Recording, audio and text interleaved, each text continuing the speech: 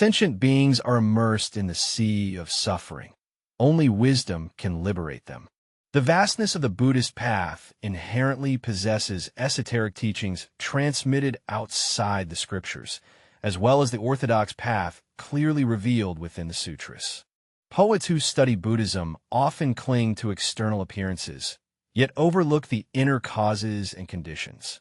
Manjushri Bodhisattva, the great wisdom being, holds the sword of wisdom, capable of cutting through the delusions of sentient beings, clearing away the fog for practitioners, and pointing the way home.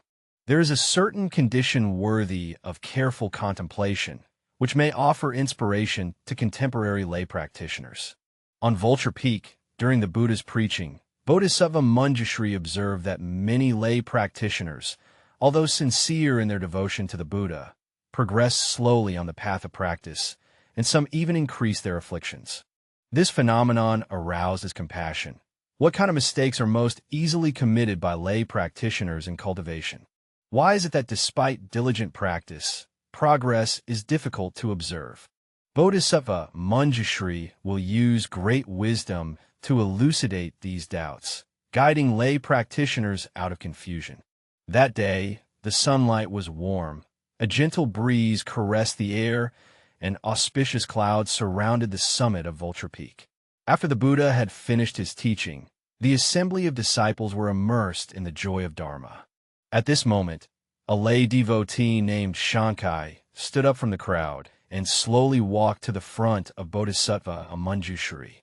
Devotee Shankai respectfully joined his palms, bowed his head in reverence, and slowly spoke. Great wisdom Manjushri Bodhisattva, your disciple harbors sincere doubts that linger day and night in the heart. I beseech the Bodhisattva's compassionate guidance and clarification. Manjushri Bodhisattva, with a slight sweat on his hand, applied skillful means and continued speaking. Shankai took a deep breath and continued. For those of us practicing the Dharma within the household life, busy with daily livelihood and caring for our families, the time available for practice is indeed limited. I have seen many fellow practitioners who, despite their earnest vow and diligent effort, fail to gain strength. Some have even practiced for many years, yet find their afflictions growing heavier. Venerable Bodhisattva, what are the most common mistakes we household practitioners tend to make? How can we avoid going astray? Upon asking this question, many household practitioners nearby also cast expectant glances, evidently sharing the same confusion. Manjushri Bodhisattva looked around and saw many lay practitioners below the platform, all with focused expressions, seeking answers to gain wisdom. Well said, well said. The voice of Bodhisattva Manjushri flowed like a clear spring. Good youthful wise one, your question is exceptionally well posed. Practicing at home indeed faces many challenges, and without knowing the correct methods, it is easy to go astray. Today, I will talk about the 3 most common mistakes lay practitioners are prone to making. I hope everyone will listen attentively. The first mistake is valuing form over substance, emphasizing appearance over essence. Many lay practitioners who first enter Buddhism see the grand temples, dazzling with gold and jade, the solemn Buddha statues, embodying both compassion and dignity, the abundant incense offerings, and the crowds of devotees, and they develop a joyful mind, mistakenly believing that this encompasses the entirety of the Dharma. Thus, everyday incense was burned and prostrations performed, scriptures recited, and mantras chanted, seemingly with diligent perseverance. However, over time, one fell into a misconception, becoming attached to external forms without examining the inner transformation. As soon as the Bodhisattva finished speaking, a layperson dressed in splendid and tight silk in the audience could not help but stand up, wearing a puzzled expression, and respectfully said, "Venerable Bodhisattva Manjushri, your disciple does not understand. Every morning upon awakening, the first thing I do is offer incense and pay respects to the Buddha. Before going to bed each night, I unfailingly recite sutras and dedicate the merit, without ever missing a day. Such diligent practice Is it not a measurable merit? Manjushri Bodhisattva looked at him with gentle eyes, without a trace of criticism. Well said. Chanting sutras is inherently a good deed. I do not deny these methods of cultivation. However, if one focuses only on form without seeking substance, it is like trying to catch fish with a piece of raw wood, ultimately gaining nothing. Let me tell a story, and you will understand. Everyone immediately fell silent, focusing intently on listening. Manjushri Bodhisattva taught. Once there was a wealthy merchant, known as the Elder, who possessed vast riches. He established a luxurious Buddhist altar in his home, with gilded Buddhist statues and jade incense burners. Every morning and evening, he burned incense and performed worship, chanting sutras and reciting the Buddha's name without fail. Outsiders, seeing his diligent practice, could not help but praise him as a devout disciple of the Buddha. The Bodhisattva paused briefly and then proceeded to say, "However, this person at home often scolds and berates his wife, is harsh and unfeeling towards servants, is petty and unyielding in dealings with neighbors, and is even more deceitful and exploitative when conducting business, cunningly defrauding customers and seizing wealth by force." One day, a layperson met a venerable and highly respected old monk in the monastery and boasted to him about how diligently he revered the Buddha and recited sutras every day. After hearing this, the old monk quietly asked him, "Devotee, do you truly comprehend the meaning within the sutras as you recite them daily?" For example, in the Diamond Sutra it is said, "No self-form, no person form, no sentient being form, no life continuum form." How much of this have you truly realized? The elder suddenly fell silent, and the old monk asked again, "When you pay homage to the Buddha each day, do you ever generate a heart of compassion? When seeing weak and small lives, have you ever thought of protecting them? When seeing people in hardship, have you ever thought of lending a helping hand?" The elder could not answer and showed an embarrassed expression on his face. The venerable monk finally asked, "Benefactor, after many years of practice, does your mind possess even a trace of tranquility? Does your nature harbor a hint of gentleness? Have the people around you benefited from your cultivation?" Confronted with this series of questions, the elder was left speechless. The venerable old monk sighed and said, "You focus solely on form, neglecting the essence. Practicing like this, even for 1,000 years, will be difficult to see any real results. Practice refers to the rectification of actions, an inner to outer transformation, rather than merely aiming to adorn the surface." The voice of Bodhisattva Manjushri echoes through the valley. Cultivation emphasizes transformation of the mind rather than outward appearances. Daily bowing to the Buddha is not as meaningful as a single sincere thought of compassion. Daily reciting sutras is not as effective as practicing the teachings faithfully. The Diamond Sutra states, "If one seeks the Tathagata by form or by sound, such a person is following an erroneous path and cannot see the Tathagata. Do not cling to form and forget the essence of practice.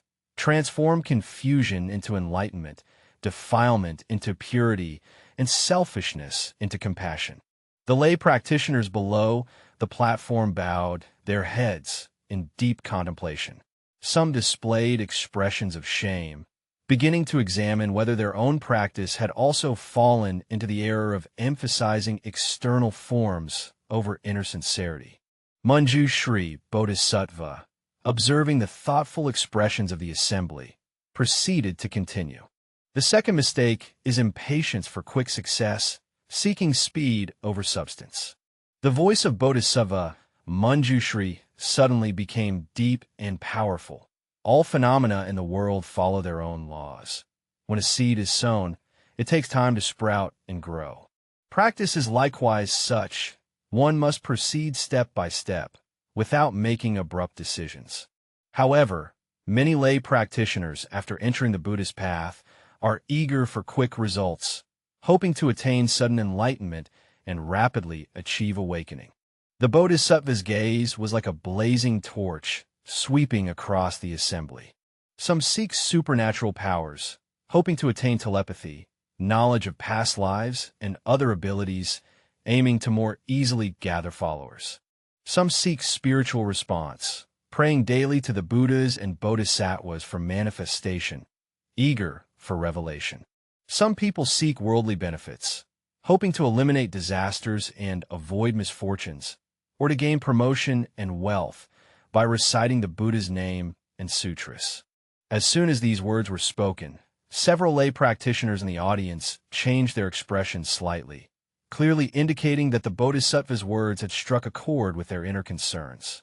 Manjushri Bodhisattva did not directly blame anyone, but gently explained that most people are entangled by the demons of the mind, seeking quickness, ease, and immediate results, which is indeed human nature. However, cultivation is like swimming against the current, fundamentally different from secular pursuits. Exerting effort with attachment to desires only distances one further from true practice. Practice is like rowing against the current. Not to advance is to retreat. Hastening to achieve results only obstructs the mind. The Avadamsaka Sutra states that one does not seek happiness for oneself, but rather wishes all sentient beings to be free from suffering. If one can always maintain a heart of altruism, without seeking immediate results, genuine efficacy will instead be attained. The Bodhisattva's gaze deepened further. Genuine practice and realization are the foundation of the Dharma. Do not be deceived by appearances, nor enticed by shortcuts. Practice is a step-by-step process, steadily transforming oneself and purifying the inner mind. Only in this way can one truly appreciate the profundity of the Dharma. All the lay practitioners listened attentively, their doubts gradually dissolving, and they developed a deeper understanding of practice. They began to reflect on whether they themselves also had the problem of seeking quick success and instant benefits, and whether they had ever been deluded by what is commonly called worldly temptations. Manjushri Bodhisattva's gaze is as sharp as a blazing torch, sweeping over the assembly. Continuing on, the third error is also the most crucial one. The Bodhisattva paused momentarily, the jeweled sword in his hand gleaming faintly, as if ready to sever the delusions clouding everyone present. The third error, and the most fundamental one, is having incorrect views and reversed faith and understanding. The voice of Bodhisattva Manjushri sounded like a sudden thunderclap, shaking the hearts of everyone present. The lay practitioners present watched Bodhisattva Manjushri intently, eagerly anticipating his revelation of the profound meaning behind this critical error. Incorrect views and distorted faith and understanding are the greatest obstacles on the path of practice. Many lay practitioners enter the Buddhist path with doubt, or have faith without understanding, understanding without practice. Some people secularize the Dharma, believing that simply burning incense and worshiping the Buddha can dispel calamities and avoid disasters. Some have mixed heretical and false teachings with the Dharma, leading to confusion between right and wrong paths. Even worse, some treat the Dharma as a tool for personal gain. These are all manifestations of incorrect views. Shankai respectfully asked beside him, Manjushri Bodhisattva, I am ignorant and dull-witted. I do not know what constitutes correct knowledge and view. How should we correct such errors? Manjushri Bodhisattva looked upon him with compassion, his eyes filled with admiration for the seeker of the Dharma. Good and worthy being. The fact that you can raise this question indicates that you possess innate wisdom and a sincere aspiration to seek the Dharma. Right view is like a bright lamp that can dispel darkness. Right view, like the transmission of the Dharma, has the power to cross over the sea of suffering. Right view is like a sharp sword that can cut through delusion. The foundation of right view lies in understanding the core teachings of the Dharma: dependent origination and emptiness, the impermanence of all minds, the non-self nature of all phenomena, and the tranquility of nirvana. The Bodhisattva paused briefly, allowing everyone to contemplate these concepts, then continued speaking. Right view is not only understanding these doctrines, but also practicing them in daily life. Knowing without practice is like speaking without certainty. Practicing without understanding is like a blind person touching an elephant. Neither can be dispensed with. Both are indispensable. Manjushri Bodhisattva told a story in a gentle yet firm voice. Once there was a layman named Huiming who was wealthy and devoted to the Buddhist cause. He often donated funds to build temples and support the monastic community. Although he has taken refuge in the Three Jewels for many years, he confuses the Buddha Dharma with heretical teachings of external paths. He believes in astrology and fortune-telling, is superstitious about feng shui, and often uses Buddhist teachings to explain these superstitions, considering this to be a form of practice.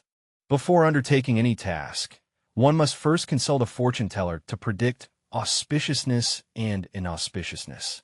The household arrangement is strictly guided by the advice of a feng shui master, and even the timing of travel is chosen according to the almanac for selecting favorable days. Furthermore, he believes that these practices are not contrary to the Dharma, and often tells people that feng shui and fate calculation are all parts of Buddhism. Doesn't the Buddhist scripture mention the divine eye, clairvoyance, and the knowledge of past lives? Fortune tellers merely possess certain supernatural abilities, yet by doing so, they confuse right and wrong, thereby deluding themselves and others. One day, he encountered a wandering venerable monk and sought guidance from him on the practice of cultivation. The venerable monk recognized that his fundamental capacities were adequate, but his understanding was flawed. Thus, he seized the opportunity to enlighten him. The venerable monk asked him, "You have been a lay Buddhist for many years. Do you know where the root of the Buddha Dharma lies?" Huiming pondered for a moment and replied, "It lies in worshipping the Buddha, reciting sutras, giving alms, and repairing temples." The venerable monk shook his head and said, "These are merely the external forms of practice. They are not the root." The venerable monk further asked, "Do you understand the true meaning of cause and effect?" Huiming responded without hesitation, "Good deeds bring good rewards. Bad deeds bring bad consequences. This is cause and effect." The venerable monk smiled gently. "This is only a superficial understanding. The profound meaning of cause and effect lies in realizing that all phenomena arise from the convergence of causes and conditions, lacking any inherent existence. When these causes and conditions cease, the resultant effect naturally dissipates. If one can understand this principle, they will not be superstitious about external feng shui or astrological phenomena, but will instead focus on cultivating the inner mind." Huiming, appearing thoughtful, asked again, "Then why do some say that reciting the Buddha's name can eliminate karmic obstacles and lead to rebirth in the Pure Land? Isn't this seeking divine powers and miraculous responses?" The venerable monk explained, "Reciting the Buddha's name is not merely vocal repetition. More importantly, it is a mental recitation of the heart. By wholeheartedly reciting the Buddha's name and uniting the mind with the Buddha, one can naturally transform karmic obstacles. The Pure Land is not in a distant place. It is present in the very moment of the present thought. When the mind is tranquil, the land is tranquil. It is not simply about seeking the external world." The venerable monk further said, "The studies of feng shui, fate calculation, and such numerical arts fundamentally belong to mundane doctrines, not to transcendental teachings. If practitioners become overly attached to these things, it is clinging to form and attachment, which goes against the fundamental principles of the Dharma: no self and no form." Huiming suddenly attained profound realization and subsequently changed his cultivation method. He no longer indulged in superficial appearances and geomancy, but focused instead on diligent study and inner spiritual practice. After this experience, his views gradually became correct, and his practice grew increasingly diligent. Manjushri Bodhisattva looked around at everyone, seeing that they seemed to be deep in thought and continued speaking. Lay practitioners who wish to avoid the error of incorrect views should approach this from three aspects. First, associate with virtuous teachers. Second, study the scriptures and teachings. Third, contemplate and practice in accordance with correct principles. Associating with good spiritual friends can guide you in the right direction and help you avoid going astray. In the Avadamsaka Sutra, Siddhana's 53 visits exemplify the ideal of seeking the company of wise and virtuous teachers. However, it is important to note that not everyone who claims to be a master is a true spiritual friend. One must use the authentic Dharma as the standard and the fruits of practice as the measure. Studying the scriptures and teachings can establish a correct theoretical foundation. The Buddha taught 84,000 Dharma doors, which are summarized into the threefold training of morality, concentration, and wisdom. Morality is the foundation, concentration is the method, and wisdom is the goal. When practicing restraint, one can start with the 5 precepts and the 10 wholesome actions, progressing step by step without being greedy or impatient. Right contemplation and practice are the key to transforming knowledge into wisdom. The Mahaprajna Paramatasastra states, hearing, contemplating, and practice constitute one complete Dharma. After hearing the Buddha's teachings, one must deeply reflect upon them and then put them into practice. Only by doing so can one truly attain the fruition. Hearing, contemplation, and practice are indispensable and must not be lacking. Manjushri Bodhisattva summarized by stating that one should avoid 3 errors: focusing on form rather than the mind, being eager for quick success, and holding incorrect views. For lay practitioners, it is also essential to understand a fundamental principle. Cultivation practice takes place within daily life. There is no need to renounce one's family and worldly life, nor to retreat from society. Cultivate the mind amidst the daily necessities of life, and practice within the ordinary rituals and routines of household life. Walking, standing, sitting, and lying down, all are the Dharma ground. Wearing clothes and eating meals, none is other than the wondrous Dharma. Maintaining compassion and tolerance when interacting with family, adhering to principles of integrity at work, and cultivating a heart of gratitude towards others. This is true practice. Lay Bodhisattva Ma, though a householder, possesses the mind of a renunciate, practicing amidst the mundane world without being tainted by the 5 desires. He exemplifies the ideal model of a lay practitioner. The voice of Bodhisattva Manjushri became softer, yet filled with strength. Sentient beings possess different capacities, and their methods of cultivation vary accordingly. Some are suited for monastic life and cultivation, distancing themselves from worldly distractions, while others are suited to practice at home, nurturing the way within the secular world. Lay practice is not an inferior path, but rather an alternative route to liberation. The key lies in whether the mind is pure and tranquil, and whether actions conform to the true Dharma, rather than in external forms. The Bodhisattva looked around and saw that all beings were immersed in the joy of the Dharma, then offered a final summary. Practicing at home is fundamentally about the mind, not the external form. Avoid these 3 mistakes: focusing on form rather than mind, seeking quick results, and holding incorrect views.